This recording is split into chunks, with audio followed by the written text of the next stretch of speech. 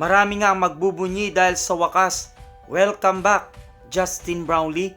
Yan nga ang ilan sa mga maiinit na pag-uusapan natin sa videos na ito, mga ka-idol. Sa ngayon nga mga ka-idol ay nagsimula na naman ang matinding bakbakan sa Commissioner's Cup at unti-unti din nating nakikilala kung sino-sino nga bang mga imports ang malalakas ngayong season. Katulad na lamang ng opening ng Commissioner's Cup kung saan tagumpay nga ang Magnolia Hotshots sa score na 110-102 kontra TNT mga ka-idol, at ang naging best player of the game nga ay ang kanilang import na NBA caliber, at yan nga itong si Tyler Bay mga ka-idol. At naging exciting din mga ka-idol ang naging annual awarding kung saan itong si Junmar Fajardo ang itinanghal pa ring MVP. Na ito na nga mga ka-idol ang ikapito niyang beses na nakuha ang MVP sa annual awarding ng PBA. At kinilala rin naman mga ka-idol ang first mythical kung saan binubuo nga ni Jamie Malonzo, Scottie Thompson, Christian Standardinger, Junmar Fajardo at CJ Perez. Naandyan din at kinilala nga ang second mythical team kung saan binubuo nga ni Mikey Williams,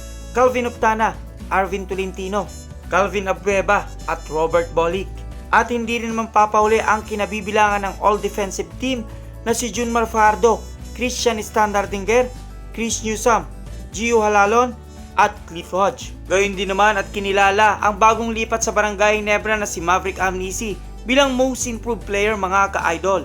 At hindi naman nagpahuli ang Rookie of the Year na si Justin Arana ng Converge Fiber Xers. At sa mga nakaraang laban nga mga ka-idol ay ginulat din tayo ng ilang team kung saan katulad na lang numeral Bulls na tinalo nga ang Rain or Shine. At ang naging best player of the game nga dyan ay walang iba kundi ang kanilang import na si Suleiman Bremo na nakakuha ng 34 points, 14 rebounds.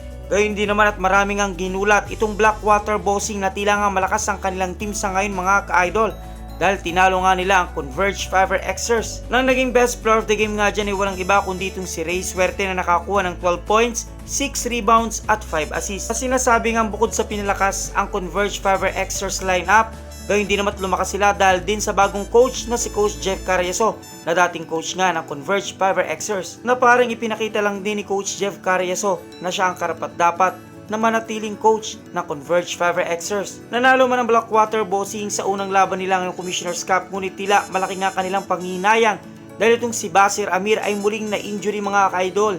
At inaasahan na magiging out of the conference nga itong si Basir Amir. Nagsimula na nga mga ka-idol ng Commissioner's Cup, ngunit tila marami nga nag-aabang sa laban o unang laban ng defending champion ng Commissioner's Cup na Barangay Ginebra, kung saan makakarap nga nila ang Converge Fiber Xers. Nang mapapansin mga ka-idol na talagang puspusan na rin ang ensayo ng Barangay Ginebra.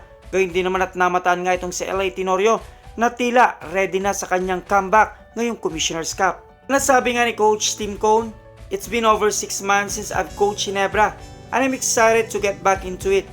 Guys, can't wait to start playing in the PBA again. We're a process, a system-oriented team. We take it day by day, working hard to get it better. That's our focus, but our goal is always to win the championship." Gayun din naman na tila excited din ang reinforcement import na Barangay Ginebra na si Tony Bishop, na sabi nga niya, "It feels a little weird. I play against them and now I'm going to be on their side. I'm excited to have this opportunity to play for the most popular team in the PBA." Nadagdag pa nga ni Tony Bishop, "The standard is to win and I've won some championship as well. So I know how to win a championship. I'm just gonna bring what I can bring to the table. My confidence, my excitement, my passion, my scoring ability, my ability to move without the basketball, my defense, my work ethic, and my way to get with teams." Nasa kabilang banda din naman itong si Coach Tim Cone ay confident kay Tony Bishop mga ka-idol, na sabi nga ni Coach Tim Cone, "He is really a great guy. He reminds me a lot of Greg Popovich. He's like him in what he thinks about the game, methodical, going through the stuff, the game plan in our plays, making sure we're on the right spot of the court. He's a great guy. He's a loving individual. He's a great person." Pinakilala nga mga ka-idol bilang bagong import itong si Tony Bishop ng Barangay Ginebra. Ngunit ang tanong nga, hanggang kailan kaya mga ka-idol? Lalo pat pinag-uusapan nga ang nalalapit na pagbabalik nitong si Justin Brownlee. Nasabi pa nga sa isang source mga ka-idol na itong si Justin Brownlee ay suspended lamang ng 3 months ayon nga sa FIBA. At sa kabilang banda din naman ay sinagot ni Coach Tinko ng ilang mga netizen na kinukumpara nga itong si Justin Brownlee kay Tony Bishop, na sabi nga niya, "Nobody's gonna be like Justin. People make the comparison some way. It's kind of little bit fair in terms of perspective. But a lot of people compare Justin to Michael Jordan because of the things that he does.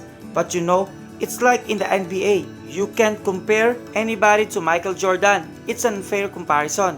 Ngunit ang tanong, ano nga kaya ang status na ni Justin Brownlee? Totoo nga kaya na magbabalik na itong si Justin Brownlee? Ayon nga kay Coach Tim Cone, I wouldn't want to comment on it. I don't know the legal parts of it all.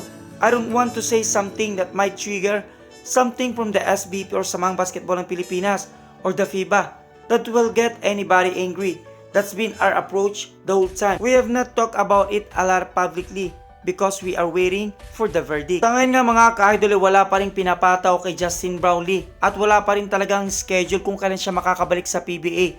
At umaasa tayo sa kabilang banda na itong si Justin Brownlee makakabalik agad-agad sa PBA Commissioner's Cup. Na kung kayong tatanungin ko mga ka-idol, nararapat ba na makabalik agad itong si Justin Brownlee o mabigyan siya ng pagkakataon na makapagpahinga din naman kahit isang season?